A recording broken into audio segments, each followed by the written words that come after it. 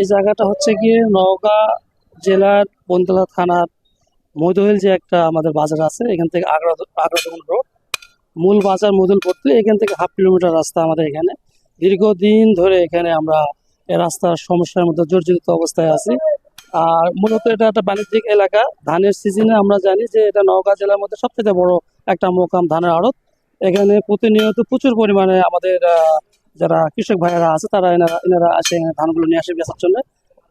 এমন যানজট হয়ে যায় যে এখান থেকে আগ্রাদুগুনি যে বাসটা যাবে ওরা যায় না, মধুল বটতলিতে নামিয়ে দিয়ে ওরা আবার নজরুল ব্যাগ হয়ে চলে যায়। আর ব্যাক সাইড দিয়ে বিভিন্ন মোটরসাইকেল বিভিন্ন লোকজন আসলে চলাফেরা করে। ব্যাপক সমস্যা, এটা দ্রুত একটা সমস্যা করে আমাদের যে সাধারণ জনগণ আমরা আছি আমরা অনেক উপকৃত হতাম আর কি। বাচ্চা কাচ্চা স্কুলে পাঠানোর জন্য খুবই সমস্যা, রাস্তা অনেক চলাচলে খুব কষ্ট হয়।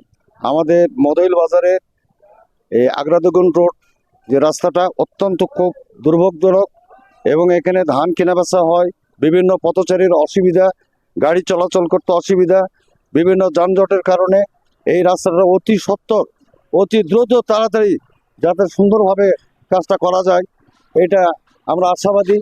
অ্যাম্বুলেন্স নিয়ে রুগী যাইতেও সমস্যা হয়, ছোট ছোট বাচ্চারা স্কুলে যায়, এদিকে কিন্ডার গার্ডেন আছে, তারাও যাইতে সমস্যার মধ্যে পড়ে।